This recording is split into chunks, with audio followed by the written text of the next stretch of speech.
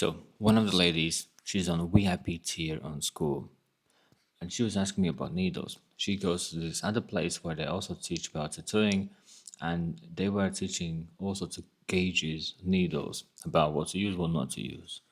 And when you first start, it sounds so complicated. All the needles like this and big numbers and small numbers, and then they kind of structure those numbers pretty stupid as well, like 12, 10, RLT, and you're like, what the fuck am I looking at? So if you've never been on this channel, I'm Ziggy and I'm the owner, and I also run this tattoo school where people from across the world learn how to tattoo. This moment we have about 660 people, maybe above, learning at the same time.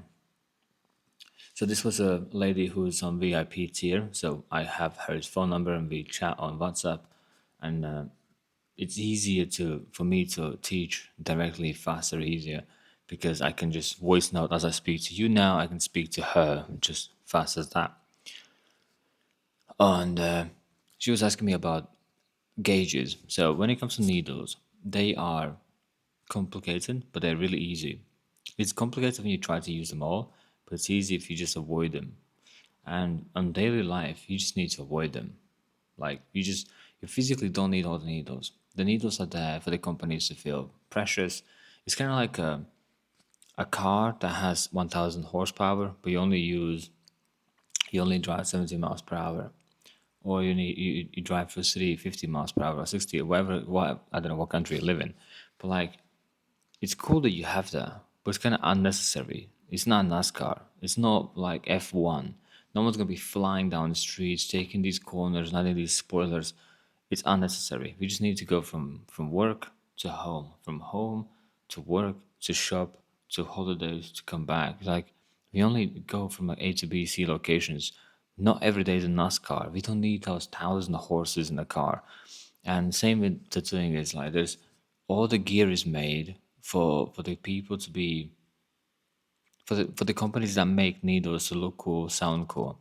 And I do understand that there are people who like specifics, who like these little nitty bitty little things, and they need these special needles, but made by special people, blah blah blah. They feel like I understand there are people who need them, but when you first start tattooing, you don't need all of them. What you need is the middle. So what you need is 12 gauge needles. Yeah, 12 gauge. It just means average basic needle. When it gets smaller, they shrink. So let me show you.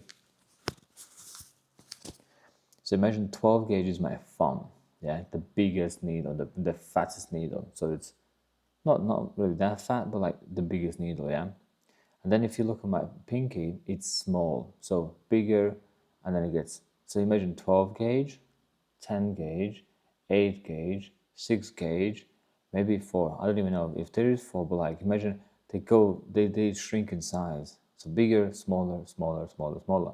So when needle goes inside the skin, like this, goes inside, you would think that this will make a bigger hole, and this pinky is gonna make a small hole. Yeah. So 12 gauge makes the fattest hole. You can even get 14 gauge. So imagine that thumb will be like this fat, massive. Mine's is not that big.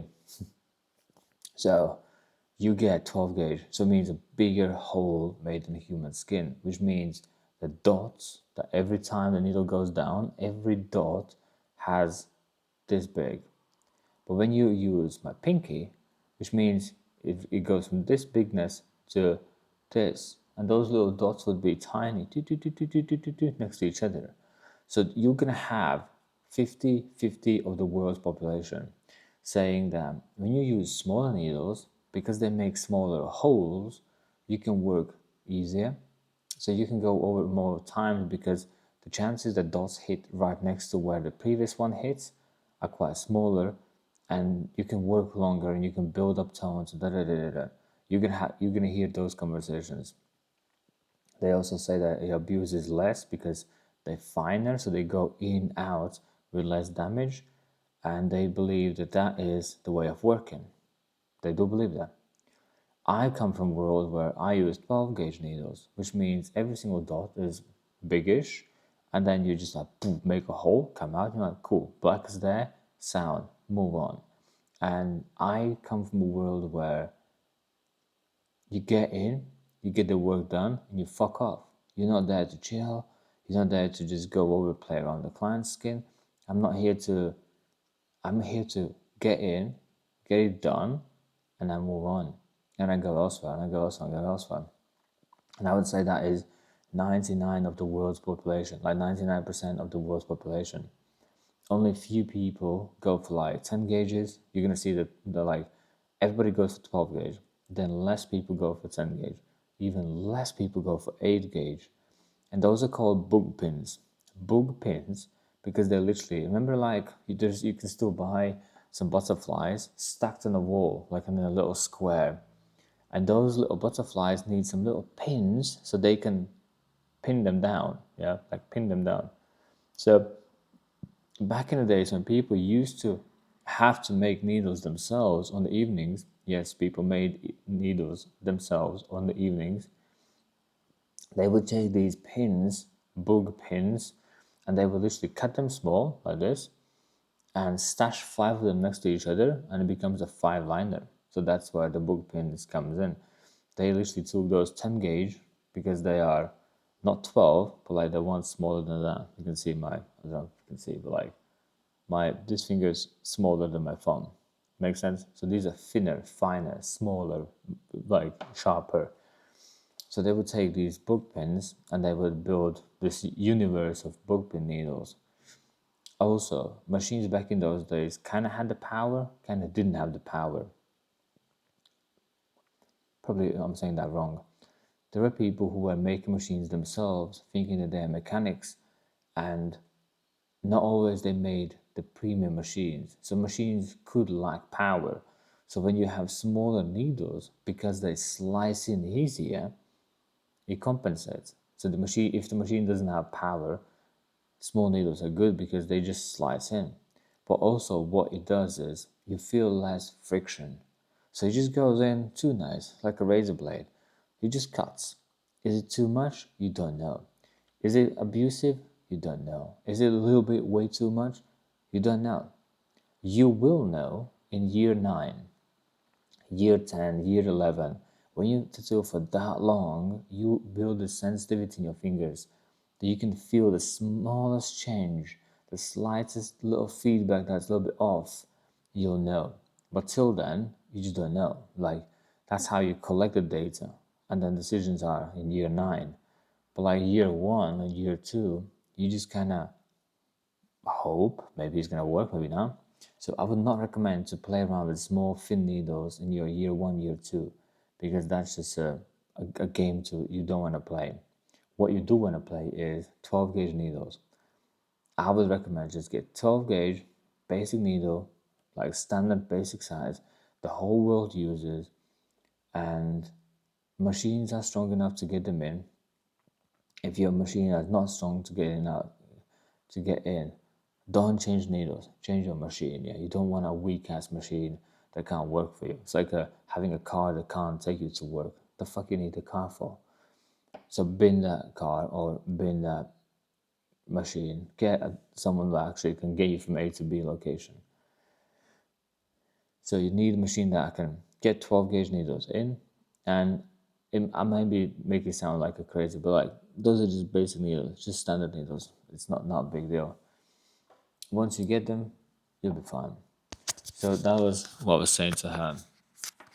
And it's easy at the beginning to like get carried away of what needles you need, and the way they've been written is like 12, 10, 12 or 9 RLT. And you're like, what the fuck is all that? The first two needles, 12 and 10, just means which gauge. So is this a fat needle or is this a thinner needle or this is a really thin needle? So 12 mostly will be on all the needles because that's like the basic needle. So it will be 12 O3. That O3 means how many needles. So how many these thumb size needles? Could be 5, could be 7, could be 11.